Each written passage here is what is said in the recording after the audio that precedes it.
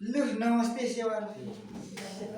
अब संस्थाको लक्ष्य भएको हिसाबले मैले एउटा जानकारी दिने क्रममा चाहिँ यसपाल चाहिँ अलिक आउनेहरूलाई भारी खाले प्राथमिकता गर्ने होइन म कार्यक्रमलाई अब जानकारी अब सर्वप्रथम त आजका प्रमुख अतिथिको अनुपस्थिति छ। हामी वडा अध्यक्षलाई प्रमुख अतिथिको रूपमा चाहिँ आमन्त्रण गरेका थियौँ र आजका विशेष अतिथि यसै आनन्द गाउँपालिका वडा नम्बर 4 का आदरणीय दाजे समाजसेवी भक्तिराज मेनमनज्यू र आजका अतिथि आदिवासी जनजाति महासङ्घका आदरणीय अग्रज अभिभावक हाम्रा अगमबहादुर मेनमनज्यू र यो संस्थालाई स्थापना कालदेखि आफ्नो भूमिका एकदमै चाहिँ अग्रज रूपमा चाहिँ सल्लाहकारको रूपमा रहनुहुने आदरणीय अग्रज बाजे नोगेन मेनमन घनेन्द्रराज मेनमनज्यू र यस कार्यक्रमका सञ्चालक लगायत यहाँ हामीले आमन्त्रण गरेर अनुसार उपस्थित सम्पूर्णलाई फेरि पनि नमस्ते सेवाहरू भन्न चाहन्छु। म विशेष गरेर हामीले जुन पश्चिमको रूपमा चाहिँ हामीले चाहिँ आमन्त्रण अनुसार उपस्थित हुने हाम्रा सुशील चेम्बु र हाङमा अङ्जेन्दी बहिनीलाई मेरो व्यक्तिगत तर्फबाट र संस्थाको तर्फबाट म हार्दिक स्वागत गर्न चाहन्छु र सम्पूर्ण उपस्थित मेरा अध्यक्षलाई पनि स्वागत गर्न चाहन्छु। र हामीले हिजो विगत नामसामी केसामी केलाङ संस्था स्थापना गर्दाखेरि 2059 सालदेखि प्रयास गरेका थियौँ र हामी लामो समय सङ्घर्ष पश्चात चाहिँ हामीले 2074 साल भदौको 20 गते हामी दर्ता गर्न सफल भएका छौँ र यसले धेरैवटा क्रियाकलापहरू गर्दै आएको छ। 20 जना कलाकार एक जमानामा काठमाडौँ पुर्याएर ल्याएका छन् र फिल्ममा हामी 36 जनाको टोलीसहित हामी घुमेका छौँ र काठमाडौँको 3वटा जिल्लामा दुईपल्ट प्रशिक्षणको कार्यक्रम चलाइसकेको हुनुपर्छ यसको गतिविधि हेर्दा र लामो समयदेखि सङ्घर्ष गर्दै नै आएको छ। यो सबैले गाह्रो चिज छ होइन। त यो क्षेत्रलाई फेरि हामीले संरक्षण नगरिकन भएको अवस्था पनि छ। च्याब्रो आफ्नै पृथक छ। यस्तो चिज हो च्याब्रो, तपाईँको मेन जडा लिम्बरको एउटा मुटु जहाँ तपाईँ यो संसार छोडेर जाँदा पनि च्याब्रो चाहिँ गुन्जिरहन्छ। त्यसले गर्दा तपाईँले थोरै भए पनि यसको लागि केही न केही काम गरिराख्नु पर्ने हुन्छ। किनभने यस्तो सुन्दर संसार छ नि, यति हामी चट्ट छोडेर जान्छौँ नि, र यी च्याब्रो हातपारे पालामहरू चाहिँ गुन्जिरहन्छ। जब यो चिजहरू समाप्त हुन्छ, कसै व्यक्तिले सिद्ध्याउनु छ भने उसको भाषा लिपि संस्कार संस्कृतिले चाहिँ सिद्ध्याउँछ, नामेट गर्छ। हाम्रो सिज जङ्गलले नेपालमा मार्ने चाहिँ योजना बनाइसक्दाखेरि नेपाल सरकारले ऊ भागेर इन्डिया पुग्यो। इन्डिया पनि उसलाई एउटा यहाँको लेप्चा समुदाय शेर्पा समुदायले प्रयोग गरेर भोटे समुदाय प्रयोग गरेर मार्यो। जहाँ चाहिँ तपाईँ भाषा लिपि बिना हुनुहुन्छ भने तपाईँको हात खुट्टा बिनाको जस्तै व्यक्ति हुनुहुन्छ। त्यसले गर्दाखेरि मैले यसलाई अहिलेसम्म मेरो ऊर्जाशील समयदेखि लिएर सबै मेरो कर्म नै यहाँतिर चाहिँ लगानी गरिसकेको अवस्था छ र मलाई लाग्छ हाम्रो फाल्गुन दक्षिण 4 को वडा नम्बर 4 को चिलिङको सिल उच्च पार्ने पनि धेरैवटा संस्थाहरूमध्ये नामसामी केसामी केला संस्था पनि हो, जहाँ बाहिर गइरहँदाखेरि काठमाडौँ धरान धनकुटा गइरहँदाखेरि जहाँ चाहिँ नामसामी केसामीले परिचित आज यो ठाउँमा पार्न सफल भएकोमा यसमा केही कुरामा चाहिँ अब चित्त नै बुझेको छ। धेरै कुरामा चाहिँ अब के छ भन्दाखेरि हाम्रो जुन सङ्घर्षलाई यहाँको समुदायले यहाँको स्थानीय सरकार प्रमुखहरूले अलिक चासो व्यक्त नगर्दाखेरि कति कुरा दुःखमै लागिरहेछ। र यो चाहिँ मैले पहिलोपल्ट अहिलेको जुन कार्यकाल छ पहिलोपल्ट चाहिँ यो योजना चाहिँ मैले चाहिँ विशेष गरेर चासो कर्नाको लागि लाग्यो र चासो कर्ना नभइदिएपछि चाहिँ मैले यो कार्यक्रमले प्रस्तुत रूपमा चाहिँ यतातिर सारेको हो।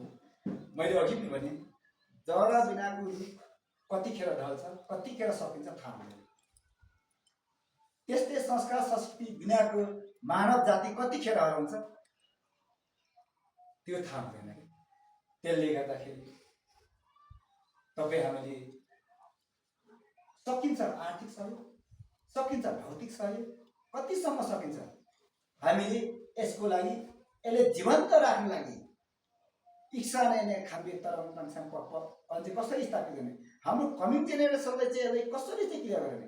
अहिले पश्चिमी मुलुकहरू चाहिँ जुन चाहिँ डिजे डान्सको कारणले ठेला गर्ने जागसी खाएर जो पनि उफ्रिने 2 फुट उफ्रिने पानी झरी नभनिकन पश्चिमी मुलुकहरूले चाहिँ अतिक्रमण गरिरहेको अवस्थामा हाम्रो संस्कार कसरी धरा परिरहेको अवस्था छ। त्यसले गर्दाखेरि हामीले आज यो कुरामा ध्यान दिन पुर्याउन सकेनौँ भने कमिङ जेनेरेसनले चाहिँ हामी पुस्ता हस्तान्तरण गर्न सकेनौँ भने हामी यो संस्कार संस्कृति लोप भयो भने हामी कुनै टाइममा हामी लोप हुन्छौँ, हामी सकिन्छ। त्यो कारणले मेरो 15 वर्ष लामो सङ्घर्ष छ यसमा होइन। अब धेरै ठाउँमा लगभग म 23, 24, 25, 26औं ठाउँमा मैले प्रशिक्षण चलाइसकेको छु र मैले आज चाहिँ यहाँ मेरा 15 वर्ष मैले सङ्घर्ष गर्दाखेरिको एकदमै अनुशासित कलाकार टिम मलाई प्रशिक्षकको रूपमा मैले उठाउन सक्छु। मलाई लाग्छ महिला प्रशिक्षक लगभग यो संस्थाले पहिलोपल्ट महिला प्रशिक्षकको रूपमा स्थापित गर्दै गर्दाखेरि पक्कै पनि कुनै न कुनै टिममा इतिहासले खोज्छ होला। धेरै गाह्रो छ यो क्षेत्र, तर पनि यहाँले जुन आइदिनुमा चाहिँ इन्ट्रेस्ट मानिदिनुहोस् र राम्रो सिक्ने प्रयास गर्नुहोस्।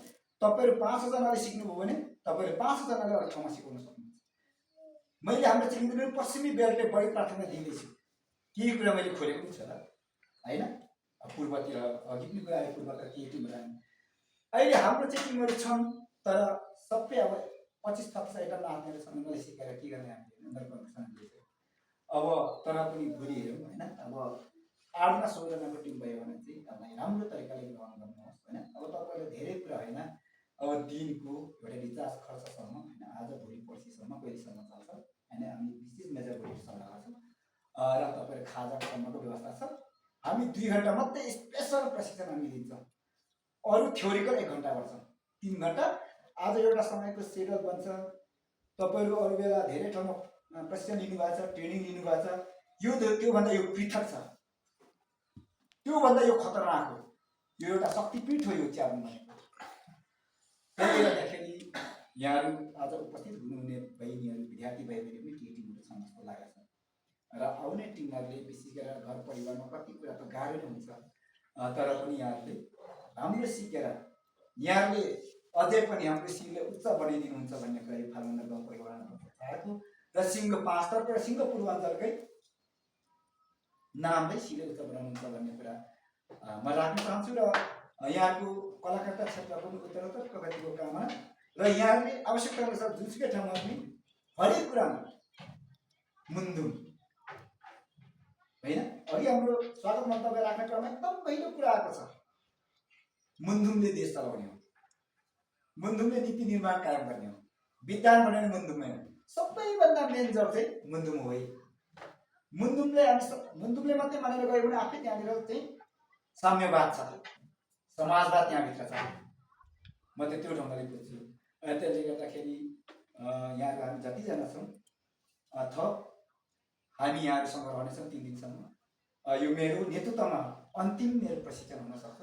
म यो स्टेजबाट म बोल्दैछु, अरूले आयोजन गरेको कुराहरूमा पनि म सक्दो मेरो सक्रियता रहनेछ भन्ने कुरा पनि यहाँसँग माग राख्न चाहन्छु। र यसपालिको मेरो नेतृत्वमा भएको चाहिँ 3 दिनको उपलब्धि चाहिँ कम्तीमा 6वटा एक्सन चाहिँ एक से हुनु पर्यो। लास्ट अवस्थामा चाहिँ हामी ड्रेसहरूमा सो गर्न सक्छौँ भन्ने पनि यहाँहरूसँग चाहिँ अनुरोध गर्दै यहाँहरू एकदम सभ्य र भव्य साथ आज एउटा सेड्युल बन्छ, एउटा रुटिन बन्छ, रुटिन अनुसार उपस्थित भएर सिकिदिनुहुनेछ।